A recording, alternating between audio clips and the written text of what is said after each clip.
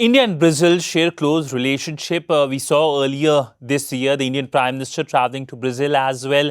There have been regular engagement between the Indian Prime Minister Narendra Modi and the Brazilian President Lula. With me is the Brazilian ambassador here in the WION studios. Welcome to WION, sir.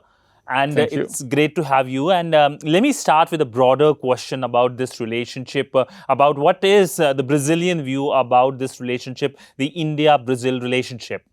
Well, thank you for having me here.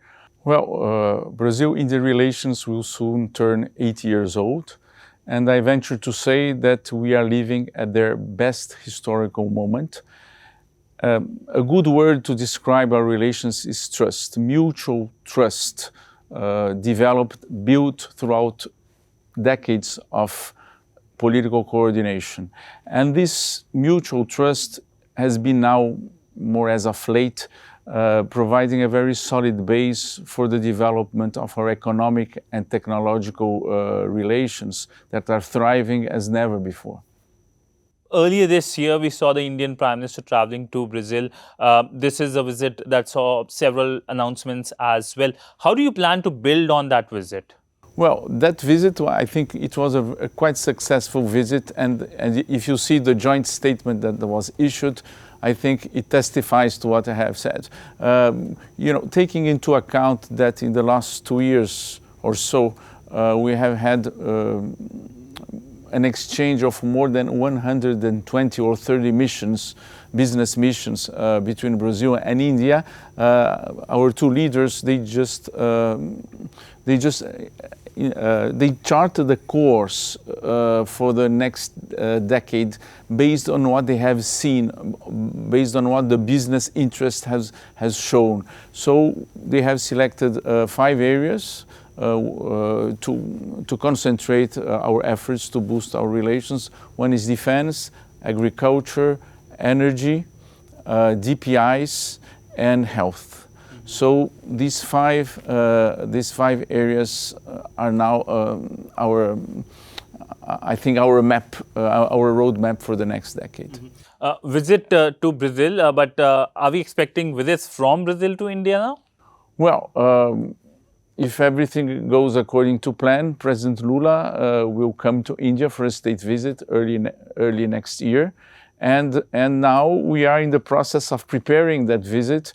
So the day after tomorrow, Brazilian NSA is coming to India, followed by a meeting at the Secretary of State level of our trade monitoring mechanism. And then probably other federal ministers from Brazil coming, still not confirmed, so I don't want to mention what ministers are coming, but I think they are coming.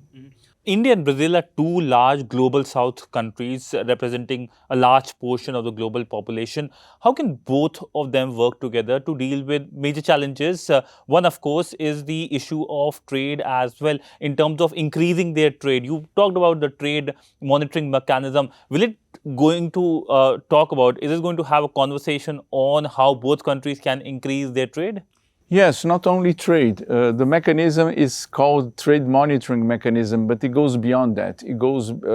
It's a mechanism that goes through, takes stock of the whole bilateral economic relations. So it includes trade, investment, and technological cooperation. So we are seeing these 3 areas of our bilateral economic relations really thriving.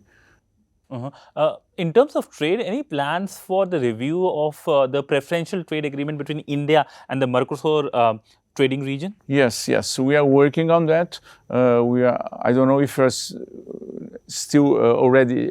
We are ready to announce that, but we are working on devising a plan, devising a stock-taking paper on how we could push forward to expand our trade preferences agreement. I think there is political will on both sides to do that, so I'm confident that this will happen. And what does expansion means in a sense? It means expanding the tariff lines. Basically, expanding the universe of goods and services included in the agreement. Specific areas we are looking Oh, at? for example, agriculture, pharma. These are two areas which I think would be included, for example. Okay, but there is, sometimes people focused on much on trade and less on investment and technology, and these areas are showing already tangible results in our bilateral relations. Both the countries essentially are part of major groupings like the BRICS. You are the current chair of the BRICS. India will be the next chair of the BRICS. So, what kind of coordination that has been happening? Well, this coordination between Brazil and India in international fora has been going on for more than almost 80 years, and it has to do with the idea of pushing forward the interests of the global South and pushing for the reform of global governance institutions, so basically UN, but not only. But are you hopeful of a UN reform? We know that Brazil and India are part of the G4 grouping. We saw the joint statement last week on the sidelines of the UNGA. We saw the IPSA statement, the IPSA ministers meeting as well, and a strong emphasis on the UNSC reforms. How hopeful you are? Because it looks like that there is a lot of resistance, including by the permanent members of the UNSC.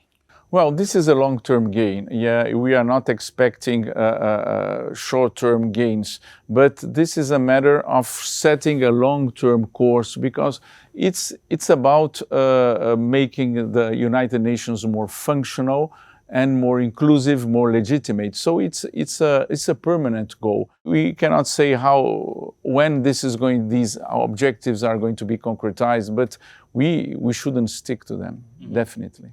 In terms of the BRICS expansion as well, there are a lot of countries who have requested for BRICS membership.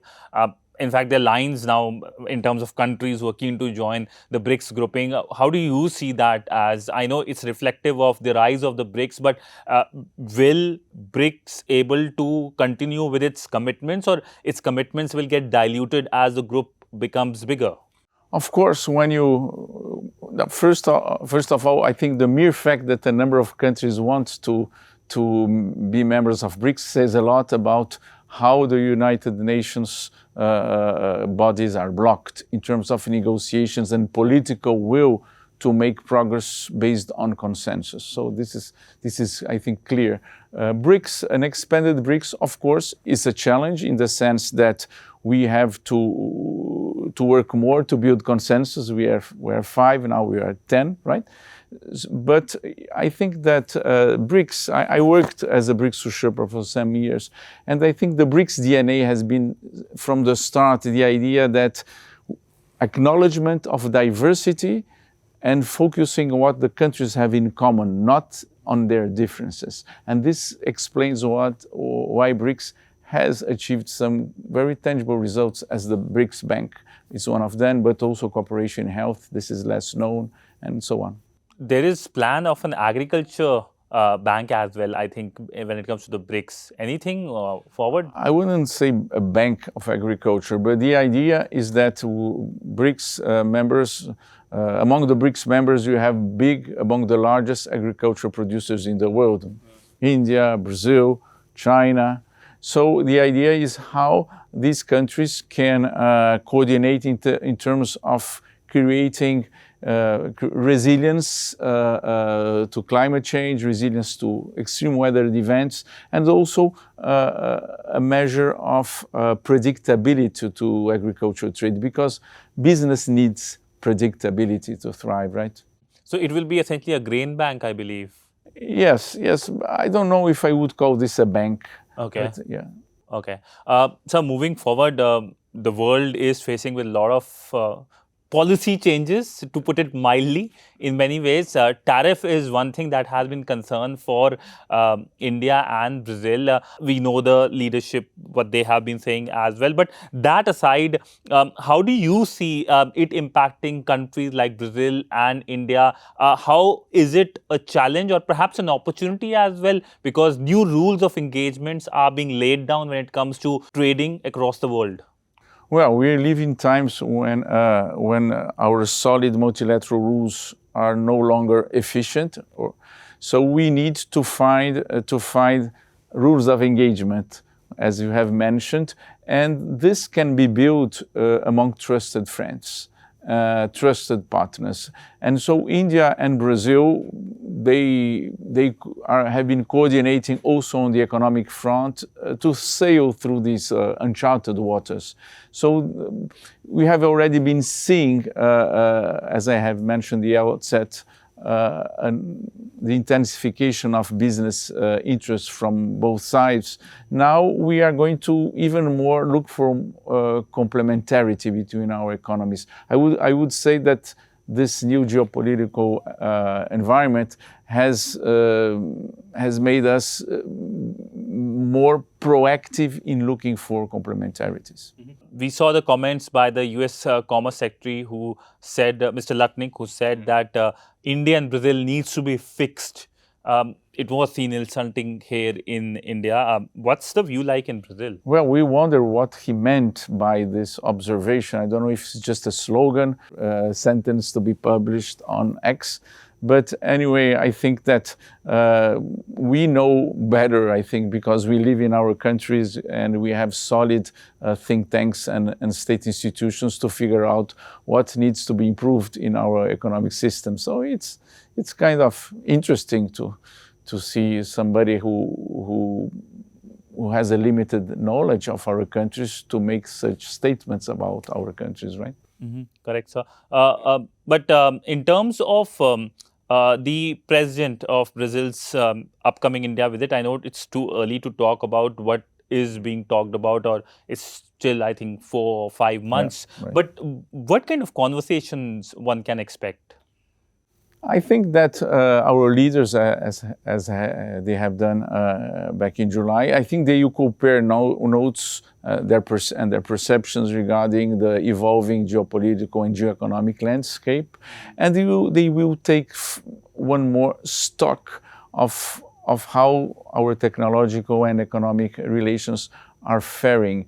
You know, I've been in India as ambassador of Brazil to India in the last for 2 years, a little more than 2 years now, and I have seen already tangible results in terms of investment and technological agreements being hammered out.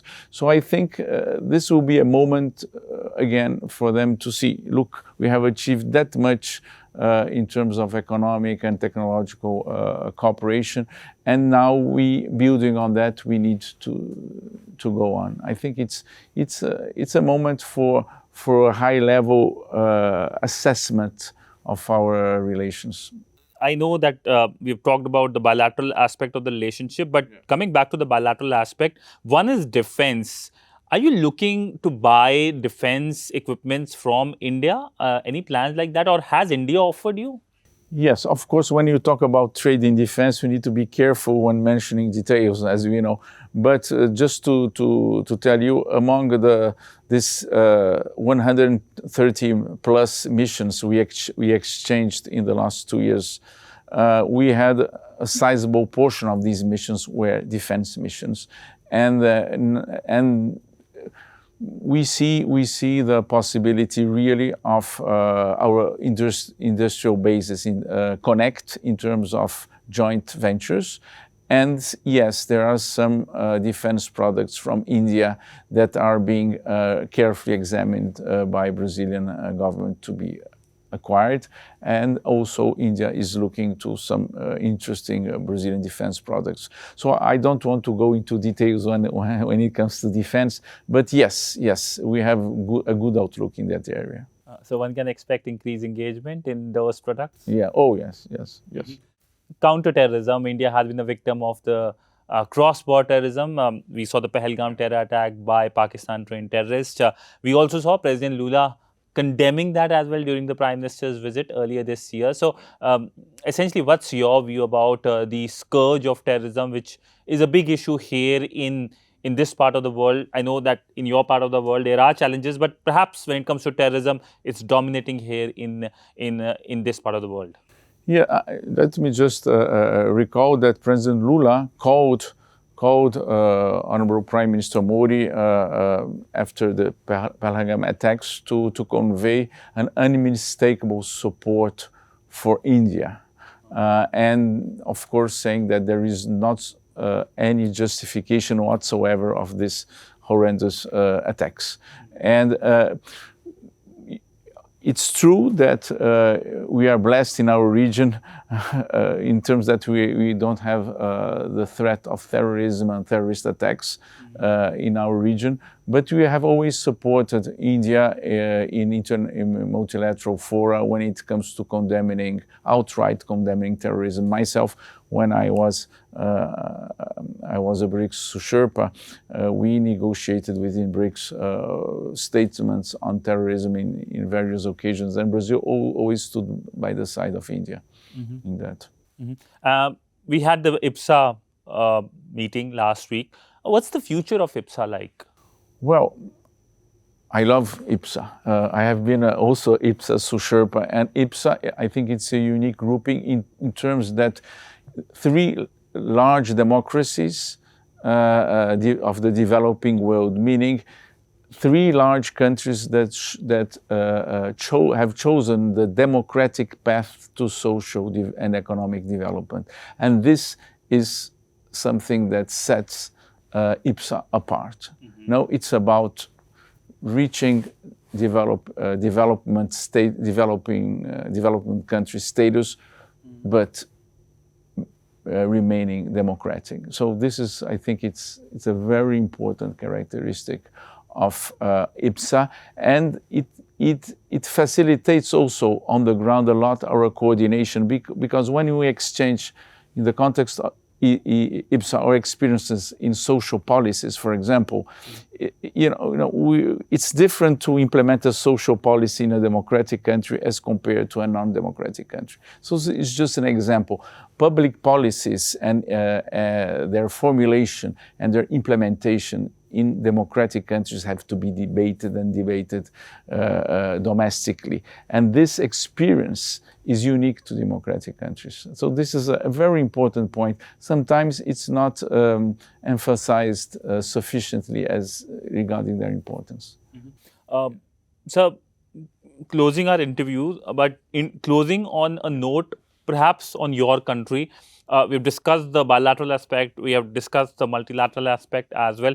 But about your country, particularly your country's relationship with US, many in India would like to know what's happening, what's the relation like, where is it going right now, because it has been headlines for a long time, and we have seen public comments, especially by the US president. Of course, he has made public comments against other countries as well, including, of course, India. But if you can brief, what's the sense like in Brazil?